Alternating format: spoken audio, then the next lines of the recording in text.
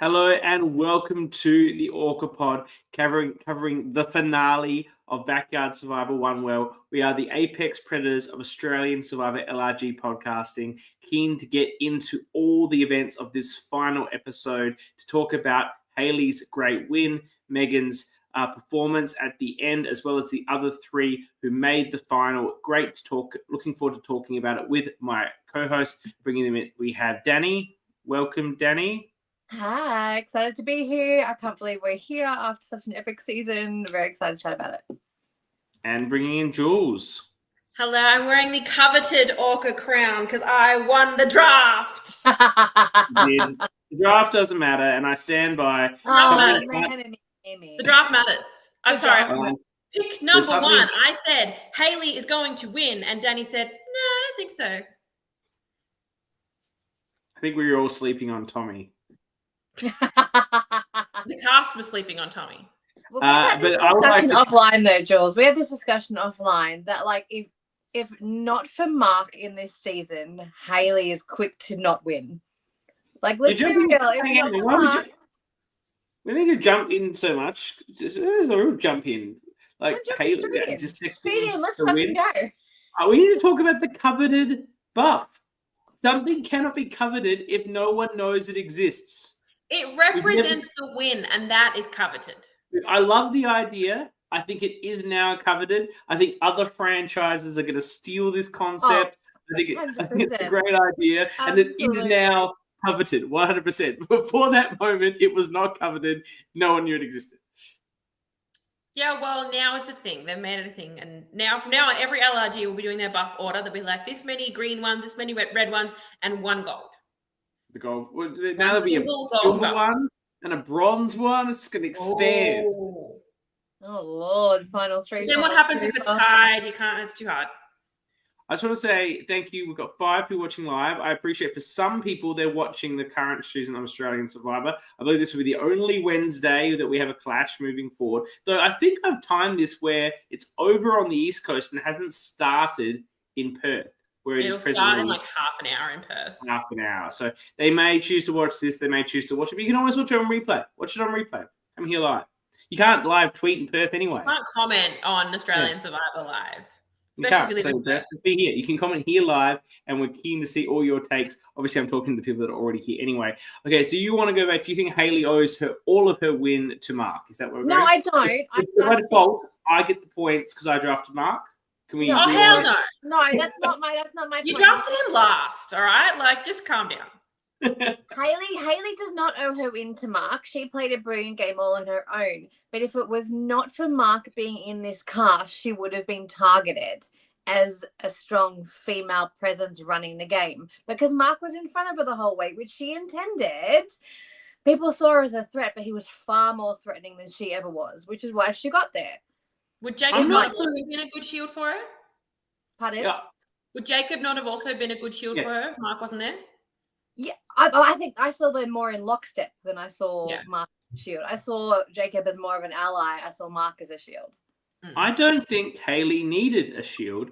I don't know how Hayley did this. It's an incredible tightrope that she walked. Yes. While she was completely underestimated the whole time and not seen as threatening, not seen as someone who knew what was going on, not seen as someone who was making moves. Yet when people got to the point where they got booted out, they'd sort of just clicked onto the fact that she was the one making the moves and she was having a lot more impact than what they thought. And it wasn't that they were finding this stuff out in the jury. And of course, that would be a factor because Mark would have campaigned hard for her there. But I think it just felt like as they got their torch snuffed, it dawned on them that maybe Hayley was playing a bigger game than they gave her credit for. 100%. I'm not saying like Hayley doesn't deserve this win. She absolutely does because she played a fucking brilliant game. I'm just saying in a different cast, in a different scenario, I don't know that she gets there because of her orca-like energy. I don't know. She somehow plays herself down while playing herself up at the same time. I don't know how she's doing this. I don't think. I actually don't know if it was great. I'm not trying to blow it down at all. I'm just because my comment that Jules was talking about before, she sent me a little snippet of the draft where I said, I don't get winner energy from Hayley, I get ORCA energy. And based off what we said at the beginning of the season, she was a very ORCA-like person, and we didn't see that from Mark. That's my takeaway. She ended up not being very ORCA at all when you come down to it. If you put in the criteria, the strong-arming tactics, she doesn't strong-arm people. The narcissism, she seems the opposite of narcissistic. She's confident, but she doesn't seem to have an ounce of arrogance or narcissism to her. And the loud and proud, maybe that one, to one of 3 ORCA traits. Yeah, that's probably the best one to have, I'd say. So, but yeah, she did seem more ORCA-like in her video. I agree with that. Why Mark didn't. So I can see what we're saying about that. But I would put her in any sort of cast. I think she just has now if she played again, obviously she'd be in a disadvantage. But on any fresh season, she just gives the impression of someone who is more chill, more relaxed, not as capable, not as intelligent as she actually is. And so she's underestimated. But people don't – she was never a GOAT because people didn't think about her that way once they got to the end. So it's an incredible performance of how she managed those perceptions. And yeah, you don't want to be so underestimated that when you get to the end, you don't get any votes. But you still need to be underestimated so that people always look at someone. So it's a really good balancing act, and she did it so well.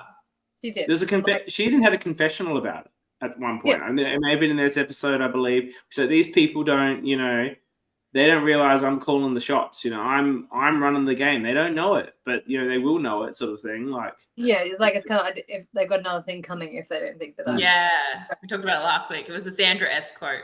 Yeah. Well, we're into it now, and let's talk about her. Let's talk about the final tribal council before we jump back, so we love to do. I feel that her final tribal council, I thought it was Tony-like, in that Tony's not particularly great at the final tribal councils. Sometimes he's not as clear with his words as he wants to be, and he does a bit of a less is more and lets people focus on what he did, and she just highlights that and doesn't try to build us up more. She did that really, really well.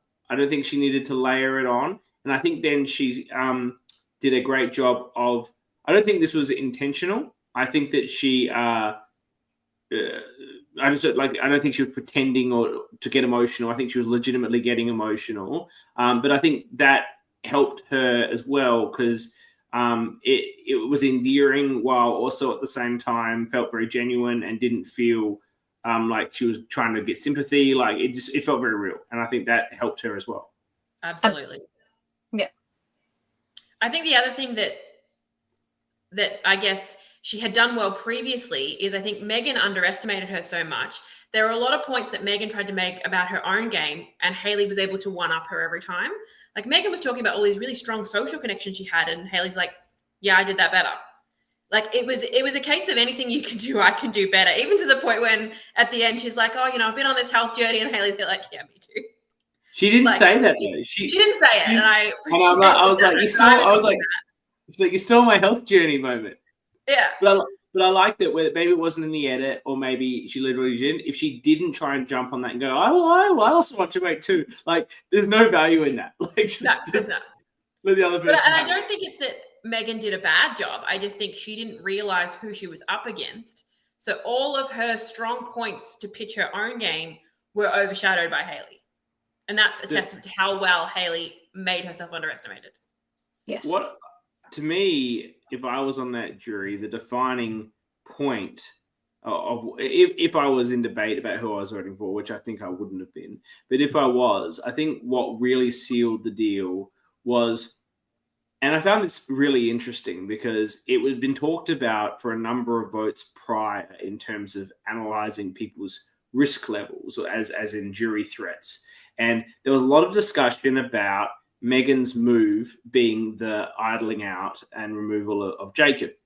And that was her big move. And you'll be able to say you made that move and that will be your thing and you'll be able to lift yourself up on that. And a lot of people were using that as a really good example as to what Megan could be doing at the end. Hayley was going to try and sort of say and she tells us this I knew about that. And I'm like, I don't think I knew about it as much of a thing, or I had to act, I had to pretend. I don't see the value in that, because why do you have to fake it to Jacob as he goes? And then now you're telling the truth. Like, what's the difference? He's already gone. It was like 2 minutes ago. But she actually didn't do that. She did something so much better, was she used Megan's words against her, where Megan talked about discussing it with Hayley or asking Hayley about it, which she was trying to use as some sort of social game argument. And Hayley jumped onto it with like, you heard what she said. She had to ask me if I was okay with her idling out Jacob. She got my permission for her move, and completely took all the power away at that moment from Megan's significant move. It was brilliant. And I think, to go back a little bit to that move, I don't know that the double idol play was necessary. She could have easily pulled aside Zoe and said, I'm with you guys. How about the three of us vote for Jacob? He will go. And then for her to play the two idols, like the one on herself, not necessarily at all, but fair enough, it's the last chance, play it. And then for her to vote for Jess and then idol her, she basically threw her own vote away. So I wasn't a fan of that move in general. I feel that her idols, she should have played two idols on two people that were not herself. It makes the move stronger. There's no way she's getting votes when she's got two idols. And then you say, I chose who went home. After I played those idols, the only people that were vulnerable were me and Jacob. So I absolutely decided it was one. I didn't need anyone's permission. I didn't Hayley's permission. I played an idol on Hayley in that one. I made that decision because I chose who was vulnerable. I think that would have been a better way to use the two idols. Yeah, she needed to provide it. Like, she needed to do provide it. Be like, no, you're gonna have this, and you're gonna have this. And yeah. I don't know why she didn't do that. Yeah. I'm not saying it would have won the game, but it would have been a bigger move. Yeah, I for me, I'm still, that was my biggest thing. And I was live tweeting Dani as I was watching it.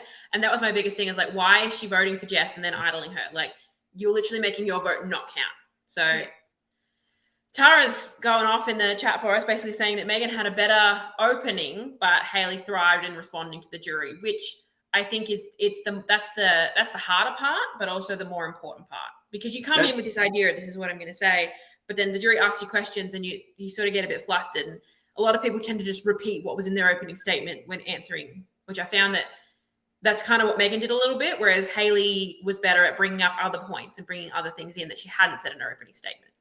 Megan is clearly better at giving a speech, thinking about what she's going to say and making a clear and concise argument.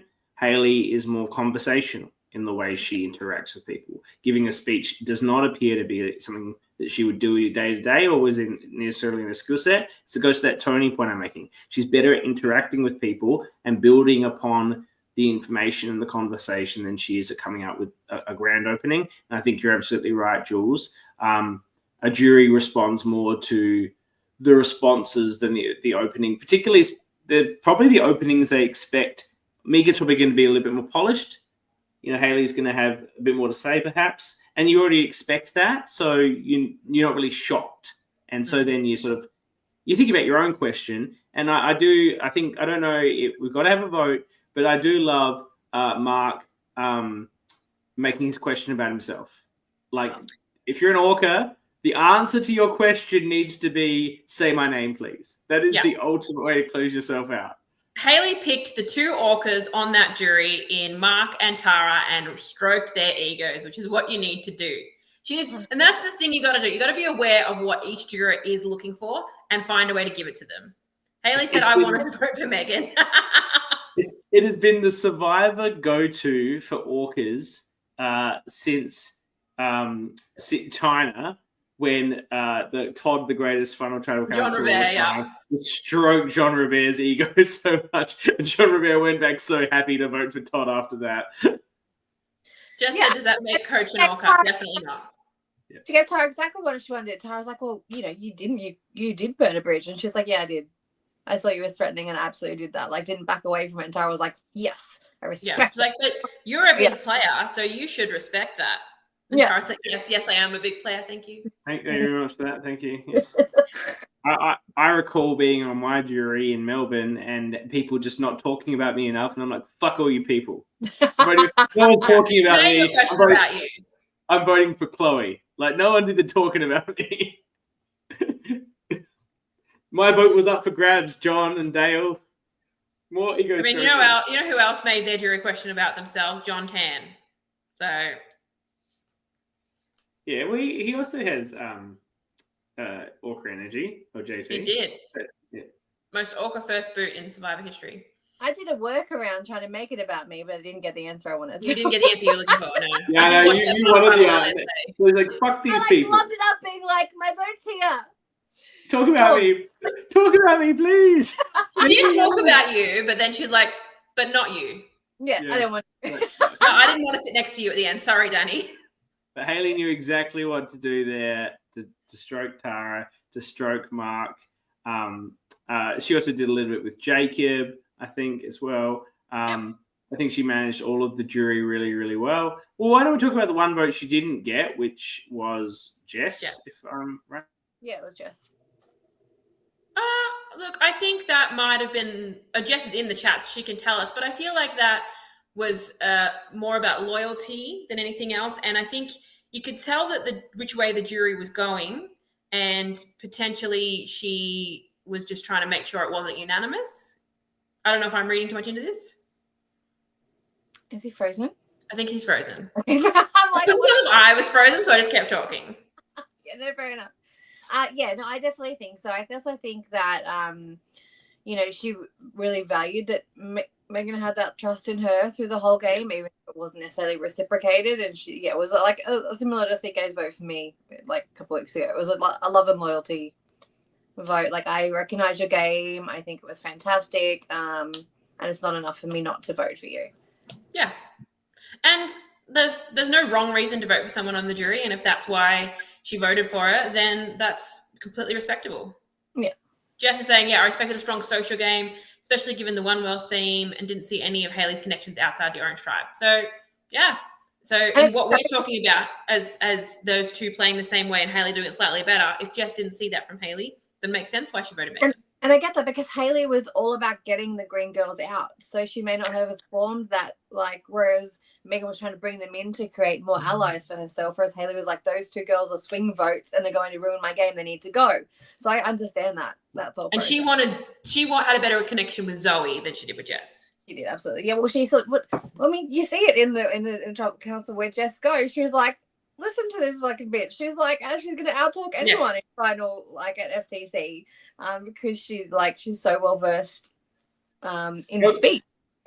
Yeah, that was an incredible mistake. People love to make those mistakes where they start trying to sell an argument at Final Five and end up getting completely booted because, it's like, look how eloquent and convincing they are. Just for finally... She was like, this is why she's going to beat you. There was no, fighting against any of her points. She was just like, yeah. At a final trial. She's making my point for me. Thank you. Yeah. To close out on Megan, do you think, or at least for the Final Tribal Council, if you look at the body of work and the moves she was making, it wasn't edited this way, but she's got a bit of a villain vibe going on. A villainess thing. She would bring in these social connections, these One World connections. See, Hayley was playing more of a straight bat. Whereas Megan would make these connections with the Greens or a thing from Jess from the beginning, but ultimately she would just cut them as soon as she'd need them anymore. Absolutely just swiped that idol away from Jess. Will you play it on me? Nah. There was a little bit of a little bit. Again, I think if Mark's not there, she is the villain of the season. Yeah, maybe. Yeah. Yeah, she definitely has that energy. I don't think that's all about it, but she has that potential to be very villainous. I guess probably a bit more cheeky than villainous. Is that a better word for it? Yeah. I think maybe she's edited slightly nice because she makes the final. Maybe if she goes out 4 or 3, there's equally we know with these LRGs, it's not Australian Survivor, it's not American Survivor. They will only edit people as villains if they know those people are very happy to be villains. Mark's obviously very happy to be a villain, so they edit him hard that way. You got to make sure that everyone here is a sort of amateur.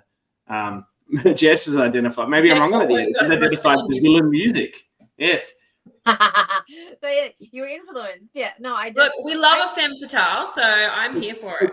I think it's straight up. If you're dividing this season into heroes and villains tribe, Megan's on the villains tribe. Oh, absolutely. Haley's on the hero. Like, even though Haley was closer to Mark, like that's just the way it would be. So yeah. Yeah. No, for sure. But it's good because it's very hard for historically for women to be, complex, interesting villains without just being labeled as a bitch. And I don't think she was ever labeled like that. So she was actually really interesting as a. And yeah, women tend to be labeled as villains a bit more than men for doing less. So yeah. So I think it's good. I think it's a good rounded villain. There are villains. Yeah. Yeah.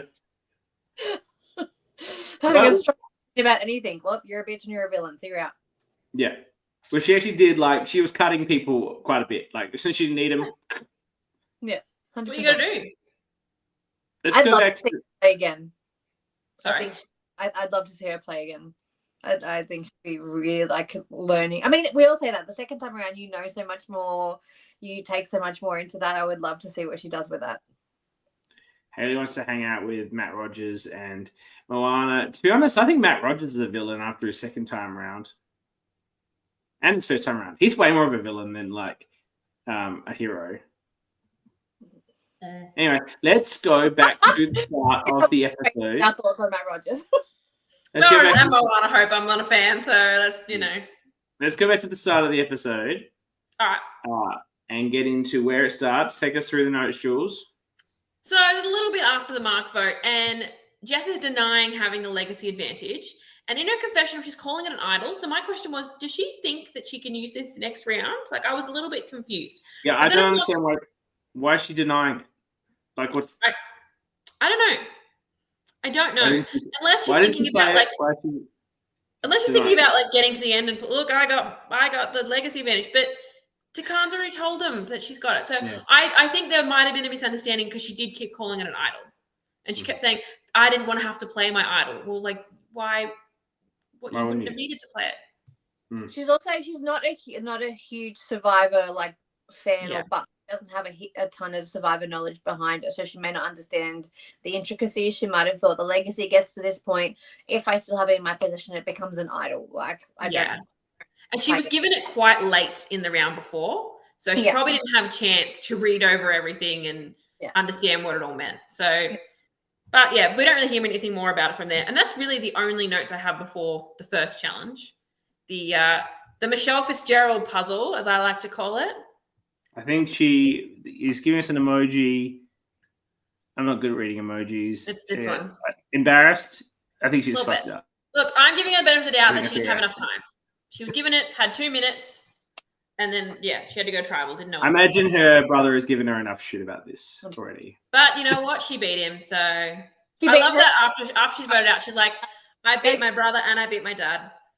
I think the dad would be super proud because dads are proud, but I think particularly Matt gives me proud dad vibes. But Zach's not happy about this outcome. Not at all. I did send Jess a little message after I watched, and I would love to see the two of them on the Blood versus Water. That would be so fun. Zach or the dad? Zach and Jess together. Yeah. So, because I did just finish watching Backyard 4. Matt was He's like, I have given it shit. There we go. We know. As only a brother could. But yeah, so we get to the Michelle Fitzgerald puzzle, and I don't know about you two. I did not understand what that solution meant. I would have looked at it once and gone, I don't understand. I'm just going to try and do it myself. It had all the different pillars, and so you knew, okay, one really long one and a short one, and this one has 3 sort of medium-sized ones. So you knew out of the puzzle. I think I would have just trial and errored until I got them the same. And then you noticed that Megan was running over to it the least, and she was the one who was getting in front quicker. So I think if you got one, I think there's an advantage. I wouldn't do too many running, but if you can memorize 2 or something, and then get 4 of, so you got 2 out, and then you have 4 to do, you're going to be able to do the puzzle more easily because you've removed out variables. But the more interesting thing about this challenge is that when 4 of them are over at the solution and Megan's working on hers, Jess is like, should the 4 of us work together to beat Megan since she's got the 2 idols? Maybe Jess is the villain. Love it. I love it too. And then, No, you know, she gets... Jess just has loose lips. Yeah, Jess is not going to keep secrets. But yeah, Megan gets the first level up and then just Wynn takes it over. So they have to change the puzzle completely, which is unfortunate because it meant we didn't get the moment of someone kicking the puzzle down, which I would have loved to see. It seemed like it was going to be very high. I think this could have been an advantage to some of the players over some of the others. Oh, yeah, I think Hayley would have had a nice advantage being up tall. Jacob too. Or Jess is down here. Yeah. Zoe. Yeah. Yeah. But they adapted. I think that was a good result. Yeah, I mean that's the way you have to do it. Like they couldn't do it the way it's meant to be done. Megan is leading the entire way, and then Hayley just snipes it from her at the last minute. And thus begins the first of the 3 least enthusiastic immunity wins I've ever seen in my life. There's no celebration. There's no like, woo! You don't even know it's over. And this progresses through all 3 of these wins. And it's the most anticlimactic outcomes on any of these victories. You don't want to be too over the top about it. Sure, but they basically don't react at all. Okay, but I, in an org once, did not vote for someone at Final Tribal because of how arrogant they were when they won the Final Immunity Challenge, when I knew I was going to be the 4th one out. And that was the reason they lost that game. So there's a time and a place to be arrogant, and towards the end is when you need to be like, yay, go me, I won, and just be a little bit less. They didn't even do that. They didn't even do yay me, I won. We're just like, cool, what's next? Yeah. I mean, it was like, exhausted, they're tired. It was like, I'm over this shit. I'm over this shit. That's what it was. Anyway, I'm just saying, they all do. It happens in all 3 of them. Like, Hayley's emotional in hers, so that's something. But even her is like, and I think she's sort of shocked that she won the puzzle. But Zoe also has a similar, like, very nonplussed reaction to the next win. Yeah, but anyway, so Hayley gets a little win at the end. They get back to camp, and Megan just publicly announces, guys, I've got an idol, and I'm going to play it on myself. Which, like, duh. But then we see the little bubble alliance go off, and Jacob's like, Zoe, it's between you and Jess, and we're going to vote for Jess. So you better vote for her too. And he doesn't really give her anything else.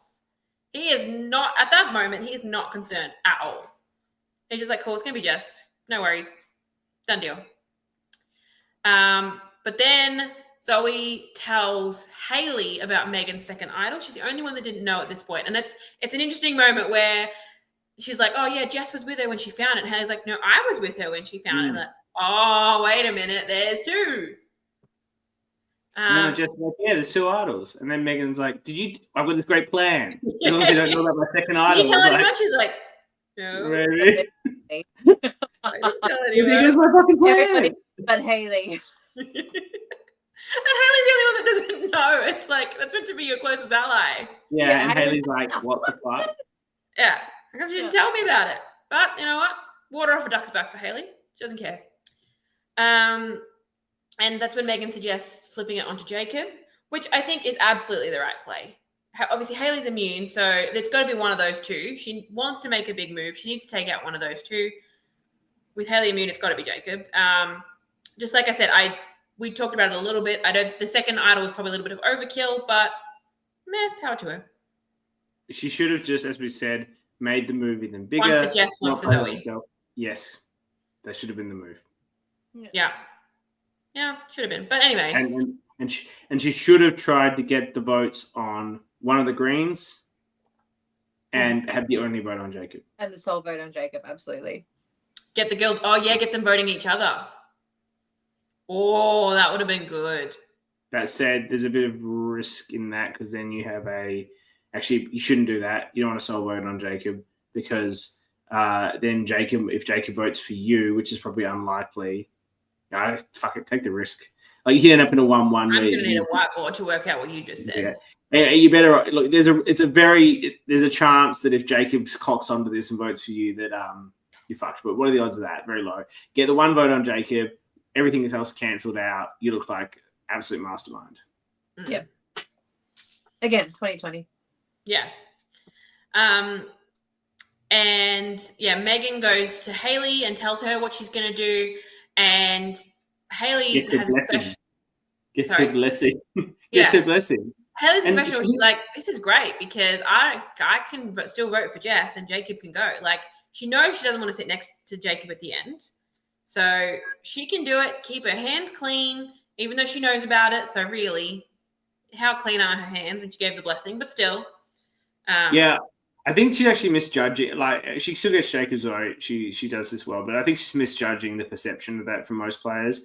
For me, if you're my ally and you know I'm going home and you just don't tell me, then I'm not really fucking happy about it. Like, it's the same thing, really. Yeah, particularly with nothing I can do about it. Like, it's like in Heroes Villains where Coach doesn't vote for Rob but knows he's going, and Rob's still just as pissed at him. Like, I didn't break my word. Like, Yeah. Sure.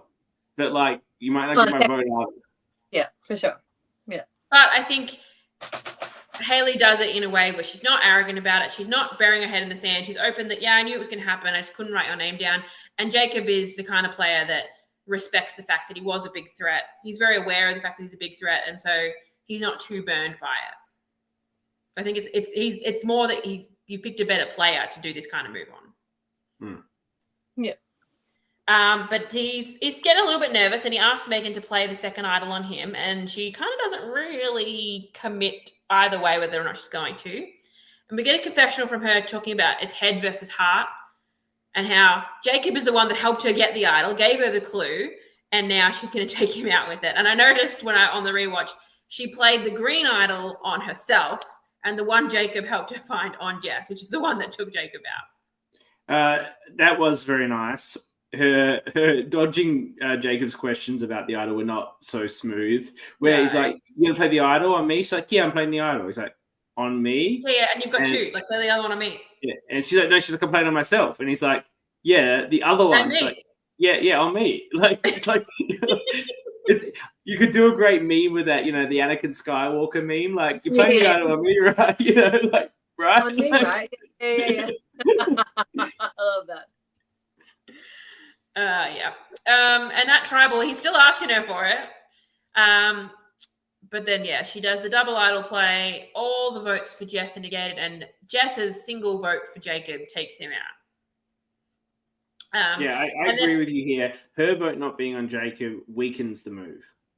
She threw her own vote away. She voted for someone that she was going to play an idol on. Does it cost her the game? Absolutely not. But the move could be better. Yeah. And the thing that I was surprised at, that Zoe voted for Jess as well.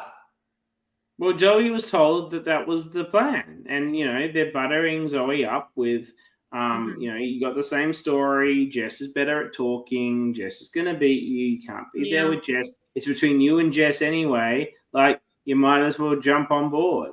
But they also didn't tell Zoe about the Jacob vote at all.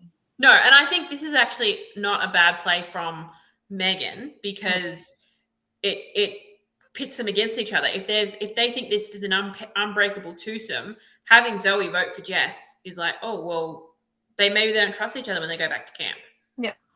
Jess doesn't seem too bothered by it. She very much is understanding when Zoe's like, well, I had to vote. That's the only name I was told. She was like, okay, fair enough. I don't think they have a choice but to get too bothered about it. And I think Jess is smart enough, most people are smart enough to realize that Zoe in that scenario has probably been a little bit bamboozled by the three oranges. And, I think loyalty goes out the door at Final Five for the most part. No one's holding a grudge. If, you got to do what you need to do to win. And from Zoe's perspective, I think that's a perfectly legitimate vote. I think when you say I'll never write your name down and promises like that, you can cut that at Final Five without then having to caveat it. We'd all agree with that, wouldn't we? Or not? In that kind of bond that they had, they're trauma bonded. What do you think? What is the thought on it's a you and me situation? It's you or me. Like, am I not supposed to vote for you then? What am I supposed to do? No, I wouldn't. In that exact situation, I wouldn't have voted for her. What do you do if it's a tie vote situation, like they're splitting on you? Are you not going to vote for your brother in that situation if they're splitting between the two of you? If they're splitting, then your vote doesn't matter anyway. Only if your opponent's not going to vote for you. Yeah, and I would have trust that my ride or die that's been with me through thick and thin would not vote for me, and I would not vote for them. I would not fucking trust that in a heartbeat. You're crazy. But I'm in normal situations. Again, I'm with CK. Like, I wouldn't necessarily trust that for the trauma bond these two have, for someone who knows what that trauma bond is, to be voted against. That would break my fucking heart. I would not have copped that the way that Jess copped that. I would have like, there would have been a one-on-one like conversation. I would have been bawling my eyes out, like, what the fuck just happened? Why didn't we work together in this vote? What are we doing? Like, what the fuck? We got this far together. I would have like lost my mind. I think there's a fair point to it, because the scenario I just worked up to was a you or me situation, whereas here it doesn't matter. It really it doesn't matter what you do, Zoe. Vote for whoever you want. It doesn't fucking matter. Like, yeah. If you think there's 3 votes going on Jess, your vote doesn't matter anyway. Exactly. Whether it's a 3-2 or a 4-1, it doesn't matter. It doesn't matter. So why are you doing it? And what? So they can bring you in for the next vote? That's just nonsense. Like, they're gonna and make be open with them and say, look, I know you guys are voting Jess. I can't do anything to stop you, but I can't do it. I cannot vote for her. We've been through too much together. I'm not going to try and stop you, but I'm not going to write her name down. I'm going to write someone else's name down. But so she was a very long comment. Hang on, there's a couple of comments here. Firstly from Zach, who says, absolutely amazing game by Jess. But I think Jess's weakest move here was saying to Zoe she's going to be as loyal to Meg as she was to Zoe after that move, and not double down that she and Zoe are unbreakable. But yeah, I felt that was a bit of a... I was like, oh, that would have been absolutely. Like, she's our number 3. Absolutely. You're as loyal to her as you are to me. It's like, but if I win final immunity, I'm taking you. It's like if you brought someone into the bedroom and then suddenly they're talking about it becoming like a polyamorous thing where you're like, I'm going to be both of you now, like long term. Wasn't to once off. It's all 3 of us now. And it's like, what? I was like, I didn't sign up for that. Jess has given a good comment about, I knew there was no chance she was taking me to final 2 in any world, so didn't think that mattered. So, again, yeah, if you think that she's not bringing it to the end, then I guess so. She felt super betrayed, understood why she had to do it. Fine. Megan has arrived. We've already talked about you a lot, Megan. So you're a villain. You have to go to the start of this episode. We talked about your move. How your move could have been better. Talked about your great sort of villain vibes, and generally your very strong opening speech at Tribal Council. You have to go back and watch that on the replay. Yeah. But anyway, so where are we at? And yeah, we get a nice little thing of Megan and Hayley promising each other final 2, which, I mean, of course you're going to do that in a final 4, but they lived up to it. Good for them. Final 4 with the Green Girls. Now, there's a lot of thought about we can't take the Green Girls. I discussed this last week. I think Hayley maybe could beat one of them, but I don't guarantee it. I think that you did not want to take either of these Green Girls to the end. Yeah, their story's too good. I thought everyone was going to take Zoe. In my head, I was just like, I just didn't. I think after last week when Takan was like cheering that Zoe won immunity, I think it was like, okay, the jury wants one of these 2 to win. We can't sit next to them.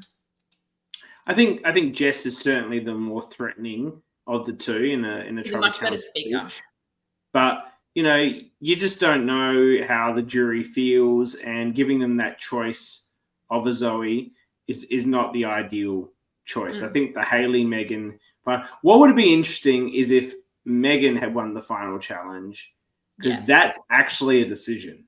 Do I take Hayley or do I take Zoe? I think that goes back to what we were talking about with Hayley doing a really good job of making sure everyone underestimated her. And I think Megan underestimated her enough that I think she would have taken her. Love my Green Girls, but they would have been really hard to beat because they were so amazing. What a full circle moment if it were Jess and I. Yeah, you're still the only one that cared about that alliance. We've covered this.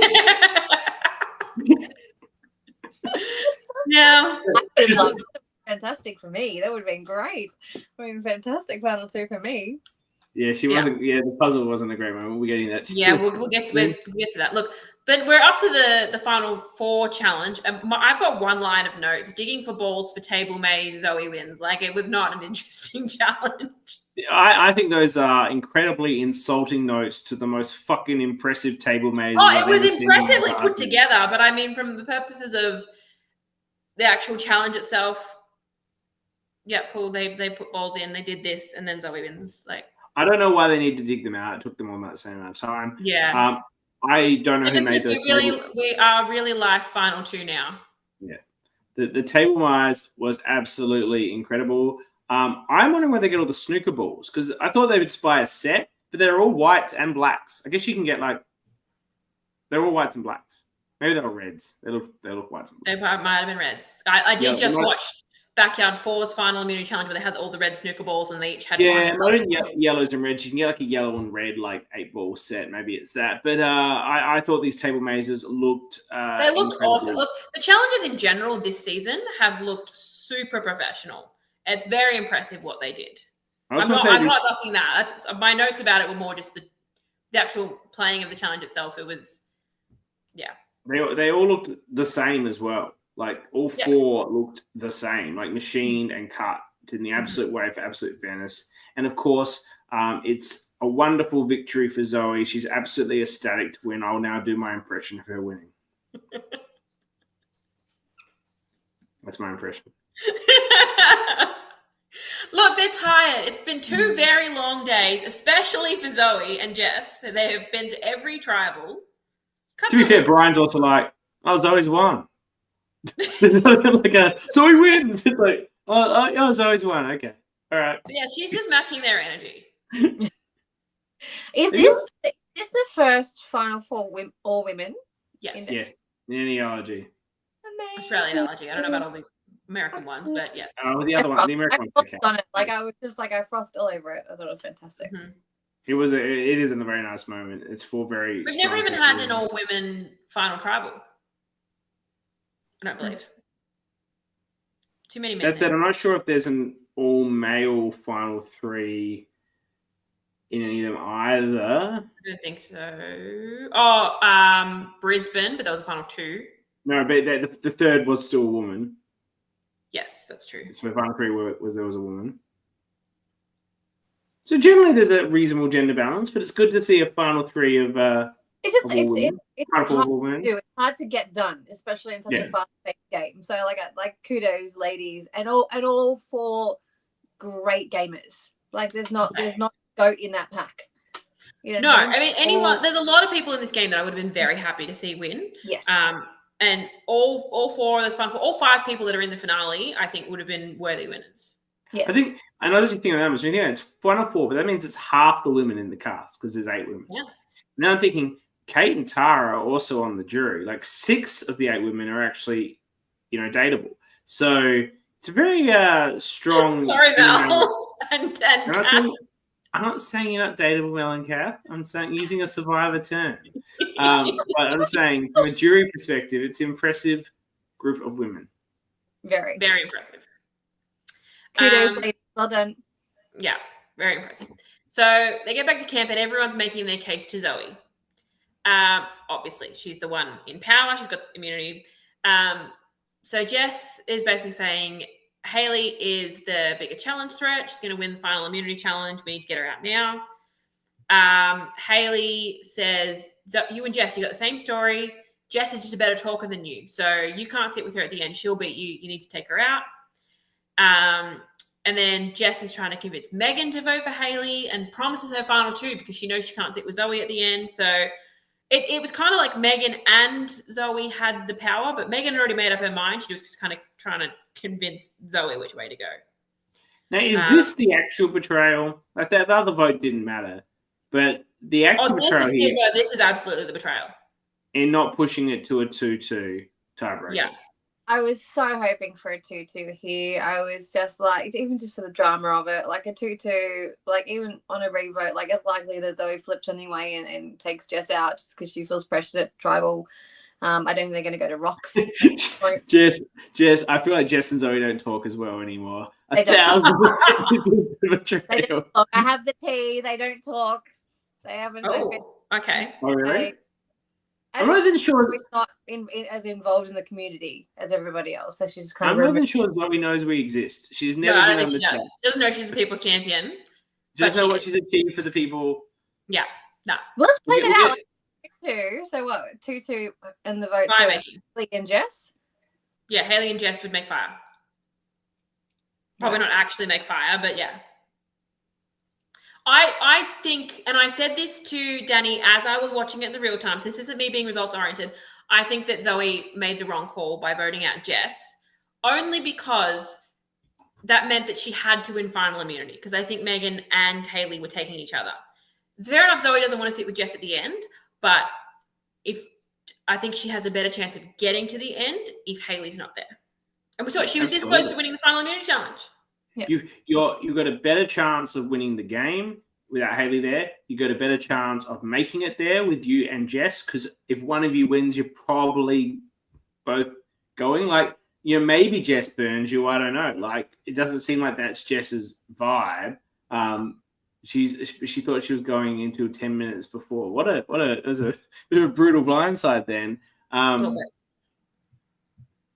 It's not a game. It's potentially a game-losing move for Zoe, but she's losing anyway, so I don't know if it really matters. Yeah.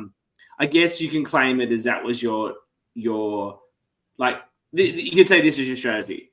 I forced a 2-2 so that it would be Hayley versus Jess. They're the two strongest players left in the game. That gets rid of one of them, and then I'm likely going to go to the final two because they'll want to get rid of the other. Whoever wins that challenge is now too big of a threat to take. So as long as they don't win the final immunity, I'm probably going through.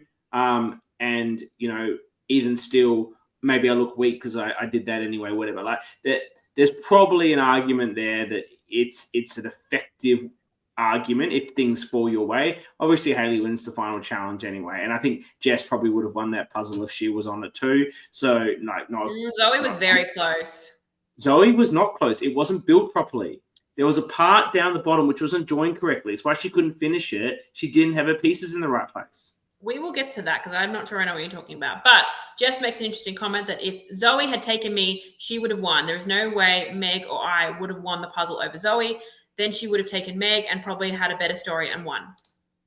Yeah, but I still think Zoe, well, obviously Jess doesn't back herself at puzzles, and I just sort of assume Jess would be good at puzzles. I think I'll talk Zoe in a final tribal. I agree. Because Megan did a really good job. Yeah, Megan could have won in that tribal. I think it's just Megan could have beat Zoe. Yeah. And just to backtrack, like, we all agree Zoe is a legend. My conversation not talking was not because there's a rift. I think it's just because Zoe's not involved in the community. Zoe's not involved in the community, yeah. That's you said it was tea. Sounded like a rift. It's not a rift. I meant that I had a personal conversation with Jess and she advised me of this information. That was my tea. It's just that they just don't talk as much as they did. You literally spilled the hot tea all over the show. That's right. Apologies. Yeah. And there's an interesting point from Megan as she's like, is it contradictory to save Jess so publicly and then vote her out? And Yes. I think no, because this is why we're here, we disagree. Jules, you can say the opposite for the entire show. No. What? You just said the entire show. Previous vote. It made no sense. Take her out now. No. I said it made no sense for her to vote for Jess and then save her with the idol. Here, I think if you frame it as a way of I saved Jess and then voted her out, it's not a good thing. But I don't think her move wasn't about saving Jess. It was about taking out Jacob. Yes. And if you If it was frame about it taking that out way, Jacob, she should have voted for Jacob. correct. Yeah. So yeah, we're agreeing, but in a weird way. Yeah, I agree with you 100% though. When she said that, like, that was a move to take out Jacob. It wasn't about saving. Yeah, it wasn't about saving Jess. No. Yeah. Especially because Jess had burned her twice already, so she wasn't too concerned with saving Jess. I don't think she should have been worried about that particular series of events. I think that you're playing round by round. That was sensible in that round, and now it's sensible to do this in this round. Yeah. But what was sensible to do in this round was to take out Hayley. Absolutely. But yeah, this goes back to what we've been saying the whole time, that Hayley really just, like, they were underestimating her, and that's what she needed to do. But so we get to tribal, and yeah, as we talked about before, Jess and Hayley are both making their pitches. And poor Jess, like, because Hayley's pitch is that Jess is going to out-talk you. And it's really hard for Jess to counter that and then not just essentially prove Hayley's point. Like, she can say all this stuff about why Hayley's a bigger threat, and Hayley's like, yeah, that's what I'm saying. Like, look at her. She's going to beat you.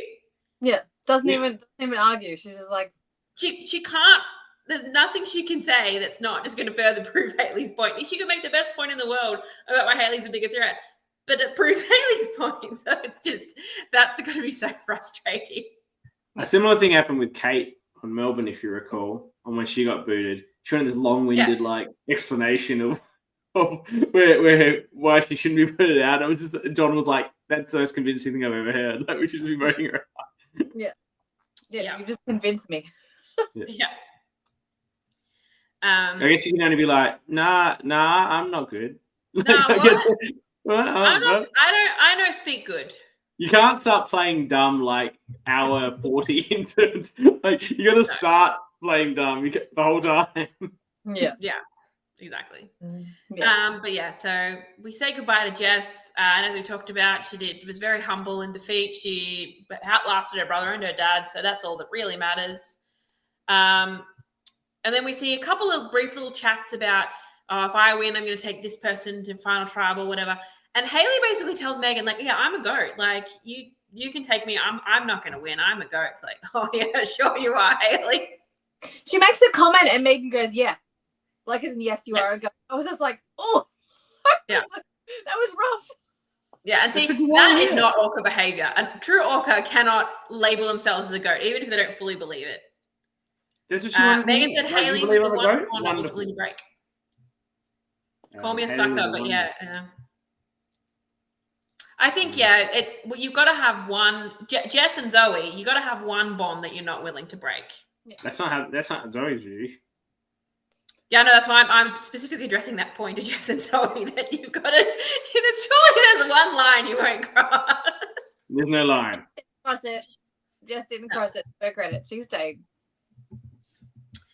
But so the pictures of and Zoe, I think, makes the best argument she can of like, well, I had to take out Jess because she and I have the same story. You and Megan have the same story. So, I've skipped too far ahead, haven't I? I've skipped the final immunity challenge. Sorry, I've scrolled down and then I like how the immunity challenge was in the one world. In the well, yeah. And then so I noticed Hayley's sitting behind Zoe. So we've talked about how they always draw randomly for positions, but surely that's a massive advantage. She could see exactly what Zoe was doing, and she was doing, like, Zoe was going out on the edges first and Hayley was going straight up. So it meant that she'd done this part and then could copy Zoe for this part, whereas Zoe can't exactly turn around and copy. So it is luck of the draw, but it's a bit of an advantage. But she didn't copy her properly because there was part of Zoe's puzzle which wasn't completed properly. I'm going to need to go back and watch this to check, because I'm down not at sure. The bottom, it's where it joins, and there's a bit that should be joining. It doesn't look right, and it's not holding right. And if you look at it compared to Hayley's, it's very smooth in that exact same location. It doesn't have a hole. So I feel like her pieces, she had one piece in the wrong spot, and that was what was making it probably difficult for her to finish. Wobbly, because it was really wobbly. Yeah. It didn't have the firmness that Hayley's did. Okay. I believe you. But, with something I'm not always right. I was sure that fucking idol was going to expire. I'm so confused about this still. No, well, that's the thing. I'm not disagreeing. If I was disagreeing with you, then I would be right and you would be wrong. But I don't know what you're talking about, so I'm not. Well, I'm absolutely going to be asking production about how many idols they fucking thought they could have at the final six. I maintain that at merge, they potentially removed the orange and pink ones, left the green one in play to be found, and then re-hit the... Why would they leave the green? That wasn't even their camp. They were supposed to be at this new blue area. They could explore all of it. Yeah, but why would you leave the one green one and not the pink and the I don't yellow? know. I'm not on production, but they decided to remove the production chat. Move on. Yeah, we'll get to that when we get to there was you guys know there was a new blue area that no one went to. That's where Mark wandered off to and came back with the merge tribe flag and said, "Hey, do you know that we're called Nama? Because I found our flag that no one had seen at that point." That's what was going on there. Anyway, so yeah, Hayley just beat Zoe, and then Zoe had 2 pieces left. Felt so bad for her, but you're saying she couldn't have solved it anyway. So my belief. I will go back and look to see what you're talking about. But yeah, so Zoe is pitching to Hayley that her and Megan have the same story. You can't sit next to her at the end, and Hayley's just like, "Cool story, bro. I'm going to vote you out anyway." I don't really have any notes from that tribal council. they don't have the same story. And if I don't know if Zoe was just parroting back what everyone said about her and Jess, which was very true for them, that was never the case for Hayley and Megan. No. Her argument to Megan should have been Hayley's the star here, and you're going to lose to her. But I still don't know if they've realised this at this point. I don't know when you only realise it once you got voted out. Realise it was once it's too late. On the snuffing. It's like, yeah. It's like, oh, maybe there's a little secret sign in the snuffer. Hayley is the best player here. Yeah. I got it now. So yeah, Zoe gets voted out. So anything before we get to the actual final tribal, I've got we talked about it as a whole, but I've got notes about what everyone asked. Sure. Do you want to go into everything there, or? We'll tell you. Well, Dani and I can give you a response whether we think it's a good question or a bad question. Okay. Well, yeah. So their openings we've all said that Megan had a really good opening, but I think for me, her big thing was talked about all the connections that she had, and Hayley's like, well, I had a lot of connections too. I had a lot of final two deals with everyone, and Megan was always third. And I love when she was like, I was part of every controlling vote. If you weren't with me, well, you probably got voted out.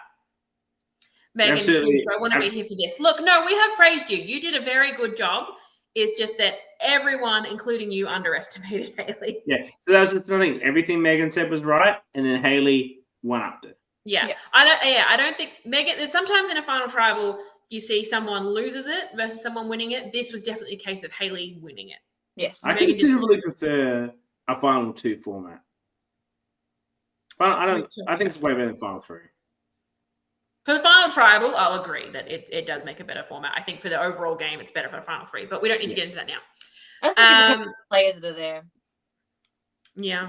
This was a good final two, but would have been any better with Zoe. Yeah.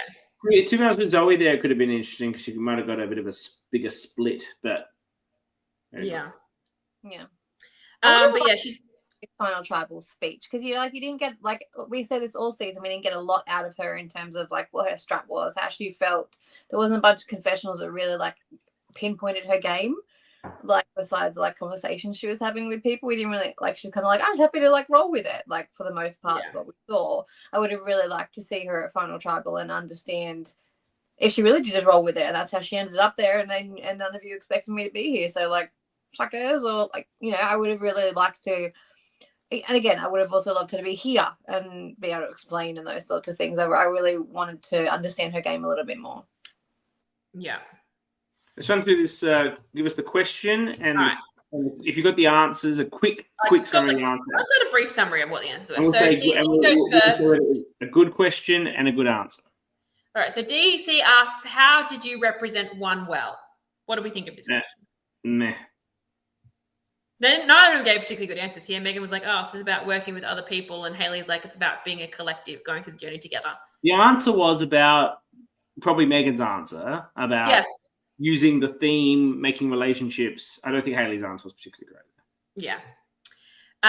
Jacob asks, "What was your biggest move, and then why?" Which I like because we see too many times we talk about it a lot. People make a big move for the sake of making a big move. He's like, "Why did you do this?" Good question. So Megan gives the correct answer to this question, getting you out. And so if someone asks what was your biggest move, what was your best move, if they're any sort of ORCA, you say it was you. Yeah. You. Mm-hmm. That was also her biggest move, though. It was her biggest move. And then she says why, because you would have taken Hayley to the end, not me, and it also cemented trust with Jess. I think she needed to leave the part out about cementing trust with Jess, but then, you would have taken Hayley to the end, not me. That's exactly what she needed to say. Yeah. And also probably need to stroke the ego a little bit more, being like, you would have won the game, but you would have also taken, so that's a good answer from Megan. And Hayley's like, well, I was part of that move too, but I had to pretend I didn't know, so I didn't burn you. Not a great answer. She recovers on that later with the she had to get my permission thing, but there it's not a great answer. And then Mark follows up with that with the ORCA question of specifically to Hayley, how did you use your strengths and weaknesses of your team? And AKA me, Mark. Mark. She knows exactly what he's looking for, and she delivers in spades. She goes, I see the big boys on my tribe, and I aligned with them. I used Big Daddy Mark and his bag of tricks as a shield. And he heard Big Daddy, and he was like, yep, you have my vote. Yeah. That's exactly what you needed to say. And then Tara basically has a long-winded way of saying... Does Megan even answer Mark's question, or is it really just for Hayley? He specifically asked Hayley. He doesn't ask Megan a question. But then Tara basically, she talks about we're comparing you to Boston Rob. He won a season, he lost a season. And then she has a roundabout way of asking about jury management. That's basically what she's asking. And then Hayley says, well, I didn't burn any bridges until Mark. And she's like, well, you burnt my bridge, so why would I give you my vote? And she's like, because you're a big player and you respect the move. It's like, again, well done. The other ORCA, stroke the ego. Megan, for clarification, I told Hayley about the move because I didn't want to blindside her, upset her future players, given how close they are. Would you see me say, do you respect that? Not can I? Yeah, but sure. It's all about how Hayley framed it. And she framed it. And once she's framed it that way, it's hard for you to unframe it that way, because then it just sounds like you're just trying to color around the edges.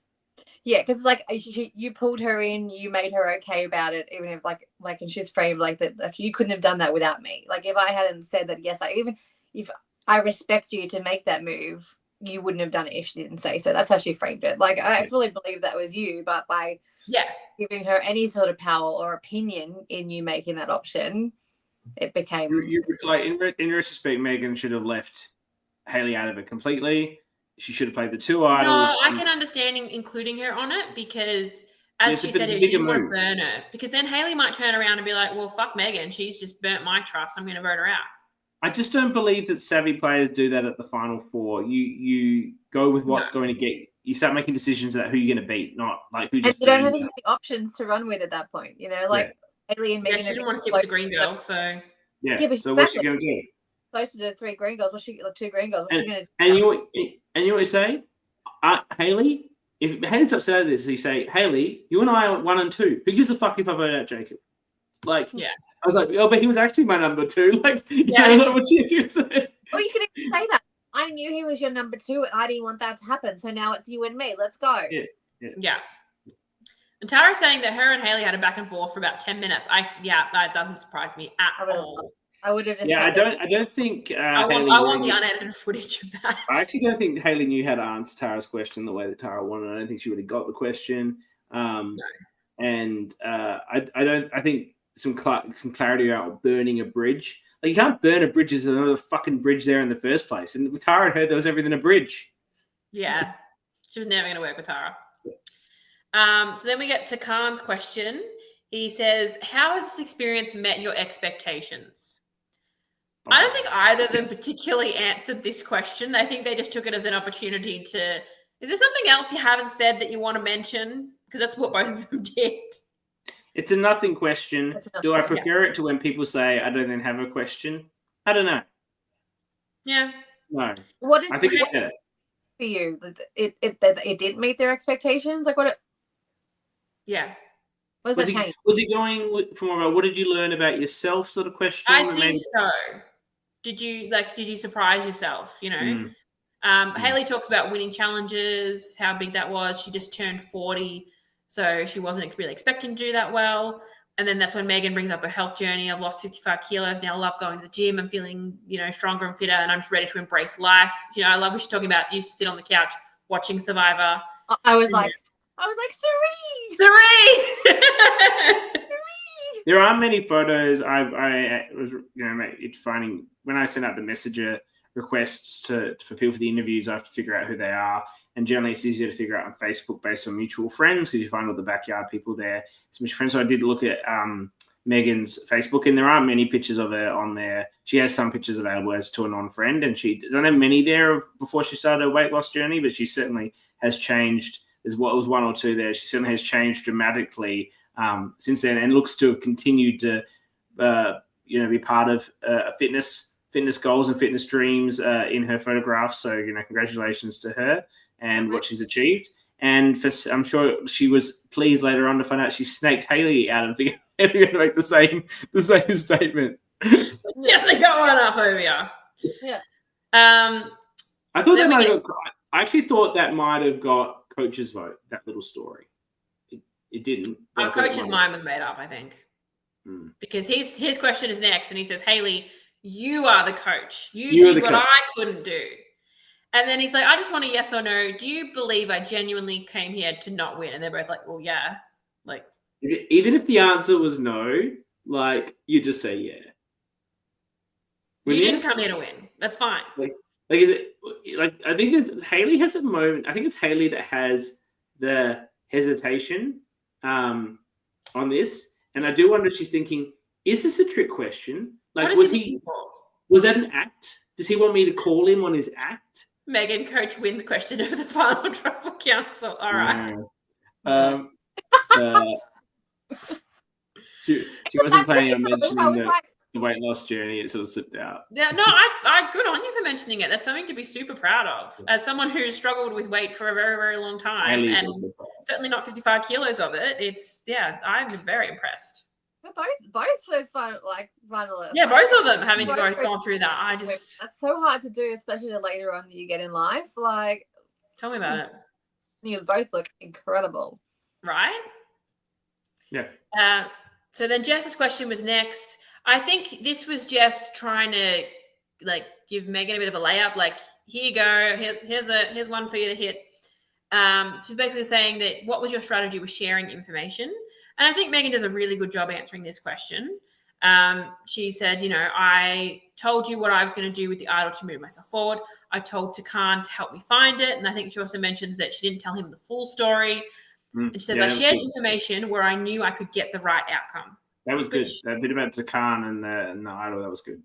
Yeah. I like that question from Jess because she could have been like, as you know, my strategy was to tell everyone everything that everyone told me. What was your strategy about information? So Zoe has the last question. She says, basically, my vote's still open. And she says, talk about your defining points. I think it's basically her saying, instead of a closing statement, what else do you want to say? Yeah. And they both basically make closing arguments of Haley says, I hope you can see the whole gameplay. Every time I was in danger, I redirected it. I don't think she was in danger too many times. Maybe the only time I think she was truly in danger was what ended up being the DC vote. That was the plan was to go on to Haley there. But even then, the Green Girls were sticking with Original Orange. And then Megan said, look, I've worked really hard to get here. I hope I've made enough connections. I hope you pick me. It was giving very Meredith Grey. Pick me, choose me, love me. And that is it for Final Tribal. I want to say, as much as I liked, because we'll do this now, and you can give your own views on this, who had the best outfit. As much as I like seeing Jacob's lush hair down. Takan, you should have followed suit on that. You didn't. I have to give it to Zoe's fabulous pencil skirt, and looks like she'll go for a job interview at a law firm, to be honest. But I think she looks very smart. Who do you think had the best outfit for the Final Tribal? It's one of the Green Girls. Yeah, Zoe for me. Yeah, Zoe, I like Jess as well, but yeah, one of those two. I think it's something I appreciate the effort that people go when they go on an LRG to believe they're going to make jury, bring an outfit, multiple outfits like Annabelle did, and then have them ready to go for your Final Tribal Council and looking smart. I think it gives the impression of the show. And see, Tara didn't even put her mind to it. Tara just knew she was going to be at the final two, so she hadn't. Like, either you just believe in yourself that much or you don't. But I like that part, and I think people that do that should be recognised, and will continue to do that at the show. I like it. All right. Jules doesn't like it. Jules so I was thinking about what I brought to wear to the jury, and it was not good. So you don't like the dress up thing that we do for the crowning of the ORCA. No, I don't. I'm not a dressy girl, all right? I love that. I thought that was fun. I love a dress up. Look, I've got an inflatable crown on my hair. That's about as much dressing up as you get from me. That along with the black shawl I wore one time. Dresses up when she needs to. Exactly. I'm all for a bit rather than an actual dress up. Mm-hmm. But yes, Haley wins 8-1. For those who are following along with the draft and the complicated scoring system, I needed Haley to win 6-3 or better. So I just edged out Dani. And fun fact, CK, if it was not for your complicated system, if it was just points for the placement that you get, Dani and I would have tied. That's how close we were. So your complicated system helped me. I'm just shit no matter what. Got it. Yeah, you were dead last regardless of. That's why, like, I asked her, I was like, have we done the math? Because I was like, I have 2 of the final 4. Like, surely I have this here. Yeah, so I messaged her. I'm like, all right, I'm doing the math. Going into final tribal, you are 4 points in front. I would like to give myself 50 points for having the ORCA of the season yet to be determined. Look, yet to be determined, but I mean, do we even need to vote? Like, I know we've got to consult the Council of Orcas, but the Congress of the Orcas. The Congress of the Orcas needs to be consulted. Yes. We can officially welcome Mark. We can unofficially welcome Mark into the Congress of Orcas for next time. So it's still weeks away before we get to that coverage. Right. We're going to do so before we get into the final TWIOLSH. Some final thoughts on the season. What do you think, Jules, on the season? I think it's easily the best season of Backyard, and I don't think that's recency bias. Having sort of, as I've been doing TWIOLSH, I've basically been rewatching most episodes, at least on 2 times speed, but I've been rewatching it. I think this is, if I was going to do a Backyard season ranking, I think I would go 5, 2, 4, 3, no, 4, 5, 2, 4, 1, 3. This is number 1, definitely. Dang. Sorry, I'm reading. Well, for me, I disagree. It's definitely better than 4, but to me, 2 is still the best LRG I've ever seen. The gameplay in 2 is dynamic from start to end and never is boring or dull. This season probably had a few too many advantages in it for my liking, and that does break the gameplay a little bit. I would say, from an advantage point of view, it was more interesting than season 4, where, to be fair, half the advantages could not be located by the cast, despite obvious clues and X's written on pieces of wood on the well, but they still couldn't find them. Here, again, numerous advantages couldn't be found, and there were still too many advantages. So for me, 2 still presents the best gameplay, but once again, Kyle and Brian have absolutely raised the bar in production. Every season they do that, and 4 was one of the most impressive productions I've ever seen, and this has actually blown 4 out of the water. The location, the challenges, the callbacks to prior seasons, the tribal council. Sometimes a lot of the tribal councils is just in the shed. This time they really put an effort to dress up a tribal council. Every element of the game was worked on in a production sense to bring it to a new level. I understand they had 80 crew. You take it as the first time that every single cast member was mic'd up with their own mic pack.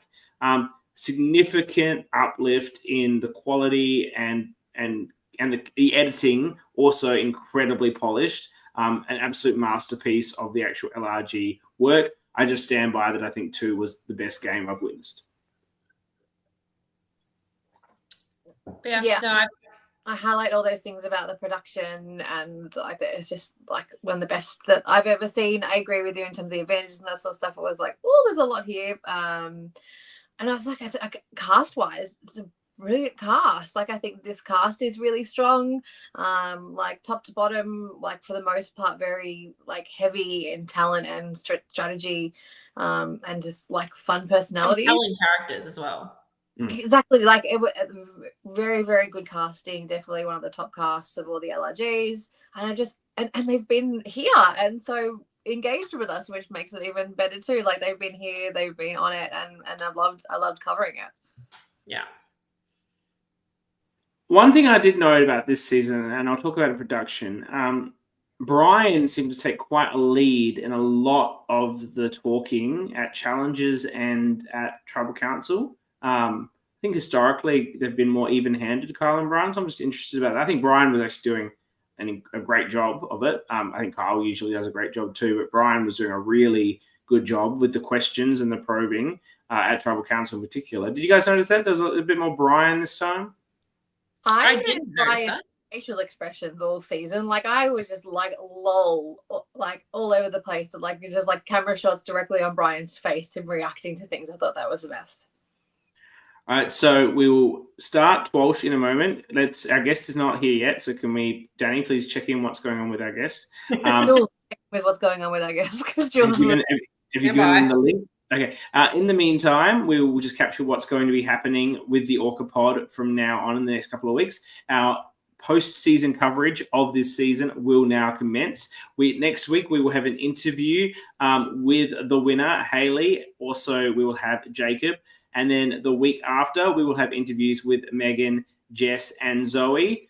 Following that, we will have the tea party with 3 very exciting guests of the season. I've Annabelle will be here. She hasn't watched the season yet, so she's going to take a couple of weeks to binge it, of course. Hey, look, there's 2 seasons of Survivor and 2 traders on at the moment. She's busy. Yeah, she's busy.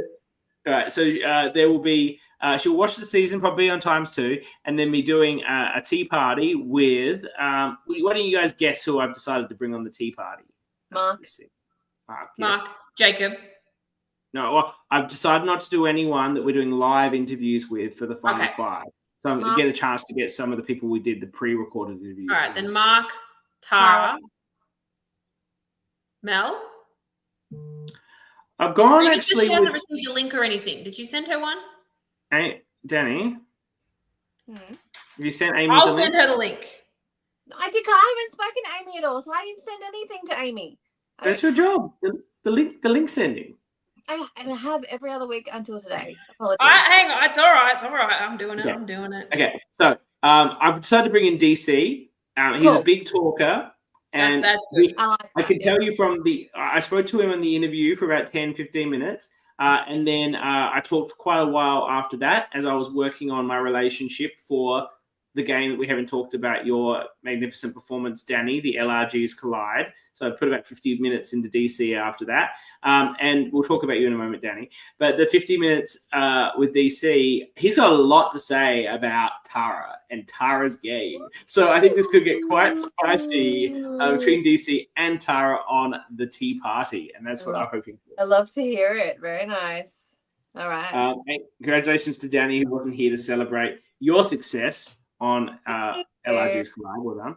Very different type of game for myself that I played, hiding behind other orcas. It worked. I got to final 3. You did a great job of playing a non-orca game, which is very hard as an orca. That's hard to do when you are an orca and a known orca too. Yeah. Tara said, of course he does. Yes, we're getting into all of that on the tea party. Yeah. Then I think there might be a week off, and then to finish our coverage, we will have the crowning of the orca. The Congress of Orcas will meet before that, determine the orca of the season. Well, as Tara said a little while ago, that she's pretty sure that Mark has already welcomed himself into the Congress of Orcas, and surely that's how orcas are determined. Yeah. It is a factor. We will be judging our final. Then we'll have a chat with production about everything as we close out our coverage. So that's going to be rolling all the way into the end of March. So it's just not over yet. You're going to ask what the fuck is an orca? Mark is an orca. Well, if you watch I'll go into the detail of it if you watch the crowning of the orca episode. How about that? I'll tell her now so she can have a think. There's 3 main criteria for an orca: propensity for narcissism, strong arming strategy, and the third one we're never quite sure about what it actually is. It involves rubbing people the wrong way. No, it's loud and proud. Being a bit full of yourself. Loud and proud. Loud and proud. Loud and proud. You can't. So is it being a pest? A little bit. Is it being a pest? That's an element. It's a big pest. That's a lot. You're more than a little bit. You're more than a pest. It can range. Andrew's an orca. Is he a pest? No, but his game was like loud and proud, strong arming, and completely narcissistic. But equally, Matt from season 1 is the orca because he complained non-fucking stop about production's challenges and was whining about the way out. Yeah, look, it's probably, I doubt it would be any different people. Jess, everyone loves Jess for season 2. She won. Yeah. The real question is who's going to get second place, because we do a 3-2-1 voting system. So I don't even know who I'm going to put for 2 votes and 1 vote. Well, I do, but it could be Mark 3 votes, Mark 2 votes, and Mark 1 vote, really. And then in early April, it'll be our 100th episode, special event. Basically, if you've ever been in an LRG, I won't tell you what's happening, but if you've ever been in LRG, your name will get mentioned. You will see your face. So hopefully not by Dani. Bring in the orca values here. You will be mentioned if you've ever appeared. So someone to be live, come there. That'll be the 100th episode, and then we're rolling on back to the rank down, more backyard 4. So we'll keep on rolling on with the coverage as we roll out of this season. But now we have the final TWIOLSH of the season. I think, look, I may have suggested the idea. Jules, you've really been a masterful with crafting the questions, but I think this has been a fantastic addition to the show. as much as I fucking hate having to research this every week. Like it's like I've really put on. I've tried to win a lot, and so I have to really watch a lot of stuff. And Jules keeps making the questions harder, and I don't have to watch it too. I have to write the questions. Yeah, but like you've asked me, can I write the questions for you sometimes? And I'll just fast forward an episode, find something interesting, and just pull out a question. That's all I'm going to do. I'm not going to watch the whole thing. Anyway, I think it's been great. All the guests we've had. Let's thank all the guests we've had to TWIOLSH. If I get it right, we had Kyle, who beat me in a nail biting, the first tiebreaker. It was a great moment because he got the question right about his own season that was otherwise never mentioned. Melbourne won, that is. Then we had who do we have in episode 2? Come on. Do you want to go in front of me? I didn't tell you we were doing this. I don't remember. I know episode 3 was Liz, but I don't remember episode 2. We had JP. He wasn't great. JP. Good sport. Yeah. Liz, I almost got a perfect score. I Yeah. answered all her questions and my questions.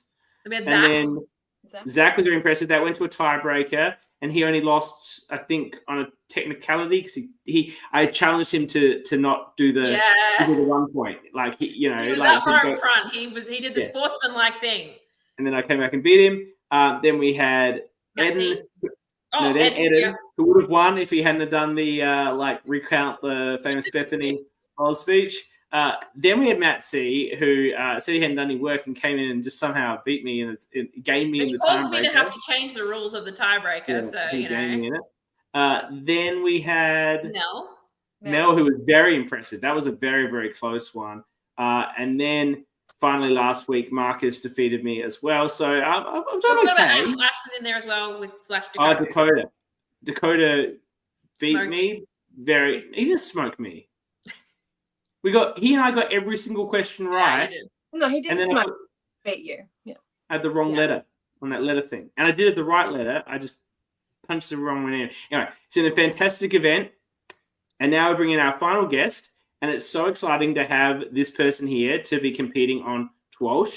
I'm interested to see how she goes with the other seasons. As far as I know, she's never watched an LRG that isn't Backyard, but she knows everything about Backyard. She was the runner-up. I think actually should have been the winner of Backyard. I don't should have won, but I can say that I would have voted for her if I was on that jury. As would I. And then since then, it's been a huge part of the Backyard production. On this season in particular, she was doing the casting interviews. I know because I was interviewed, yet not cast. Maybe we'll talk to her about that. Or maybe we'll do that in the past. There wasn't enough room for you and Mark. Oh, that would have been explosive. The awkward would have suffocated me. Just the whales lying on top of everyone and taking up all the screen time. But she was a huge part. She was a huge part of the Backyard community. Everyone is a huge fan of her. So I'm going to remove Dani and we will bring in Amy. Welcome, Amy. That was so nice. Actually, thank you so much. It's really lovely. That's accurate, though. You are a big part of the Backyard community. Oh, thank you. True. I also like how you appear to be sitting behind the same shed that people were voting for in Backyard 1. It's my blinds. I know. It looks a bit like a shed. That was a good little bit. The voting one, the shed voting place. She's gone into the original shed. I really like the shirt though that I wore in season 1. Oh, very nice. Yeah, love it. Love it. Pull this out. All right, so I am going to go over the rules. Yes. So you will have a series of questions. Every time you're asked a question, you can either just answer it straight out. If you do, you'll get 2 points for a correct answer. If it is wrong, CK can steal, and he will get 1 point if he gets it right. Or you can choose to hear a multiple choice. If you hear multiple choice, you will only get 1 point for a correct answer, but CK can't steal. Usually, Amy, you're aware of this, but our thousands of people watching aren't aware. Usually, the mandatory questions come from the previous 4 seasons of Backyard Survivor. However, Backyard 1 and 2 do not have an episode 10. So instead, we're going to have 1 question from the Backyard 3 finale, and then 1 question from Backyard 4 episode 10, episode 11, and episode 12. So those are going to be the 4 mandatory questions, and then you will each get 1 more from another LRG of your choice and the wheel's choice. So, Amy, what would you like for your first question at a Backyard 3 or any of the 3 Backyard 4 questions? I have done my homework and I've watched the 3 episodes that I want to do with 2 days notice. So let's see. I don't know. I feel I watched them kind of scrolling on my phone as well. So we'll see how good I actually am. I would like to choose Backyard Survivor Season 3, Episode 10, the finale. Okay. So at the Final Tribal Council, Hal won. Samara and Jake each received 1 vote. Who was the one Samara vote? It was Sammy. That is correct. 2 points. Yes. I assume Sammy voted for Samara because Samara gave the excellent answer to Sammy's fuck, kill, marry question that we never got to see the answer to on the live footage. Yeah, probably. All right, Amy, which episode would you like CK to answer? Backyard Survivor Season 4, Episode 10.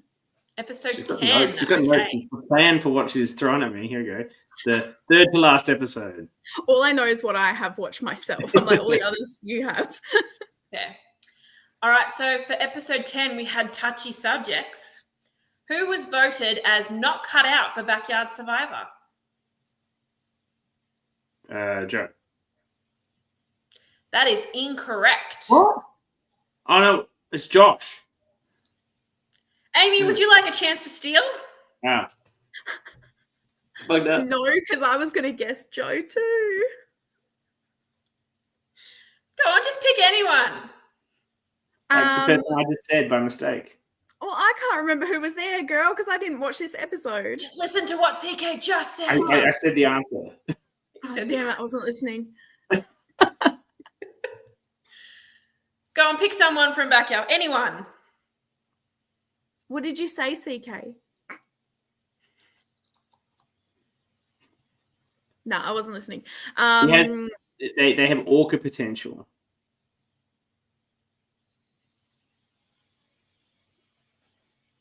I got nothing.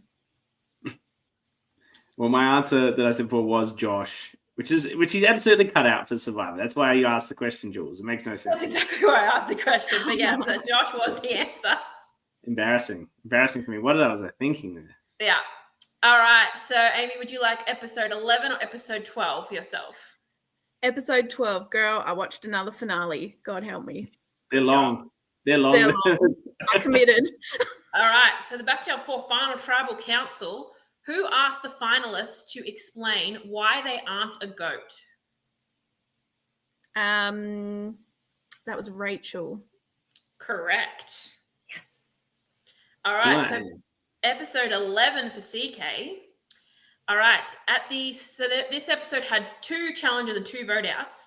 In the second challenge of the episode, players had to stack blocks to spell out final 5 on the wobbly table. Josh won his first immunity of the season. What color were his blocks? Wow. Could go the multiple choice, but my gut says green, and we'll go with green. That is incorrect. Oh no. Amy, do you want to take a guess? If I get it wrong, like, do I lose anything? No, you don't get anything. I'm just guessing. No. Was it purple? It was pink. Well, Amy, you can't lose now. You can't lose, but we're going to have to. We push on. We push on. We could get to a tiebreaker for your final question. Okay, so because my beloved Backyard Survivor Season 1 was not eligible, I was like, I'm going to go with another Season 1. And CK, I have watched some other LRGs apart from Backyard Survivor. Okay, I would like to please go with Survivor Canberra Season 1. Episode 10. Yeah. The finale. So, it was also the finale and the Final Tribal Council. So, which juror said in their voting confessional that they had been convinced to switch their vote based on the Final Tribal Council performance? Keegan. Correct. Perfect score for Amy. Amy nailed it. All right, well, bring up the wheel nonetheless. Spin the wheel for your final question, CK. Of all the people I've lost to, which isn't many, I'm happy it's the most to lose to Amy. Oh, bless your heart. She knows her backyard stuff. She's very good. Very She knows what she's talking about. She comes prepared. Amy, it's probably a good thing that Backyard 1 wasn't available. I tend to make the contestants' own season a very hard question. Yeah, totally. Oh, good. Playing with fire. Well, You were voted out at this point, so it's fine. I was. So this was the final 6. At the challenge, players had to transport sticks across a balance beam before landing quotes on them. Who was the first person to transport all of their sticks? I was voted out, but if you paid attention to the credits of this episode, I edited this entire challenge. Oh, I didn't. Chloe is the one who got there first. Well, good job. You got 2 points. Oh, what a nice way to end. I could talk about my editing job to finish the season. Yeah. Congratulations, Amy. Amazing Well job and amazing work that you do. Oh, you were Oh my God, I was like, if I win, I have to wear the same crown as Jules. That's amazing. we did not plan this. We did not. When It I is saw you now wearing it, lost. I was like, I've got one of them. Your crown has now lost coveted status, as there is now 2 of them. Yeah. See? Thank You you so covered much, it 'cause you Amy, for wanted to coming win. on. And thank you for everything you do with the backyard community and you've done for many years. Amazing job in the TWIOLSH. Thank you. What a pleasure. That was a lot of fun. You did Thanks, so Amy. well. You did very well. I think I did well because I literally watched them yesterday and today. Yeah, you I watched them prepared. too. Yeah, Good that's what job. you're going to do. Everyone does that, Amy. No one comes. That's why it's getting harder and harder because no one actually, Mel did it purely from memory, and that was actually the most impressive. That was Yeah. impressive. Amazing. You can go now, brag with Kyle about how you both beat me, but he needed Yay. a tiebreaker. But you just beat me straight up. So go give him one. Rejoice. Much rejoicing. A massive thank you to Dani and like you as well, CK and Jules, for doing an incredible coverage this season. It's been really, really fun to watch. And I know Dani isn't here. It's just me. But yeah, it's been great. Thank you. Thanks, Amy. Really appreciate it. All right, bye. And in comes Dani. What a sweetheart. What a good end. There's some comments here. I've got the comments back up. Here we go. Amy, the ultimate 12 contestant. Tara's happy to use saves on camera. Queen Amy, the editor advantage, and it was heroic. What a good end to the season. Obviously, we're doing some more postseason coverage. But thank you to everyone who's appeared live on the show, our 12 contestants, all the people that did obviously people got voted out and did their interviews with me and arranged that to appear. Thank you to everyone who's watched live. We love having you here commenting live, especially those of you that aren't in the season. You know, it's one thing to come up and show up to hear people talk about yourself. And I've noticed some drop-offs since people got booted out. Mark's not here this week to come on, I was etc. going to comment. I was like, you notice Mark's not here for an episode that isn't. But at least thank you. being the second last boot before the finale, like he's in every episode because he's in the finale just for being in the jury. Yeah, I was going to So mention there was just never like a leeway, but I was like, no, Mark's not here. The episode is not in. So thank you for those that stuck around and commented. Thank you to everyone who listens to it after the fact. We know there's more of you that have the chance to listen to it live. Obviously, we do this because we love the LRGs, but it's great to have people watching and supporting us as we get very close to 100 episodes in just over 2 years. We've done that. So I think it's a pat on the back for ourselves and looking forward to that episode. But thank you to everyone. It's not over. We'll be back next week and the week after with some interviews, but looking forward to seeing you all again then. But until then, thank you everyone that helps us make this show what it is. And thank you to you, Jules and Dani, for your amazing contributions. Like I was saying to Jules, I love doing this. It's so much fun. I love it so much. You will be very hard pressed to get rid of me. Yeah. Well, we have some seasons coming up that you're both very spoiled on, and I'm going to miss you, but we'll certainly have you back. Yeah, but you can't kick us off. You can temporarily replace us, but we will be back. They are guest hosts. They will be guest hosts. They are not replacements. They're fill-ins. This is the core. This is the core. Just how Ethan was a fill-in for me. But if they cannot cover Sydney for whatever reason, they need to miss an episode, I'll be happy to fill in. I can do it spoiler-free. You can fake it. It's all good. Yeah. Of course, this is the core, and Ethan just filled in for me on Playing with Fire. Yes. As we'll finish you up and we'll see you soon. We rambled on this one.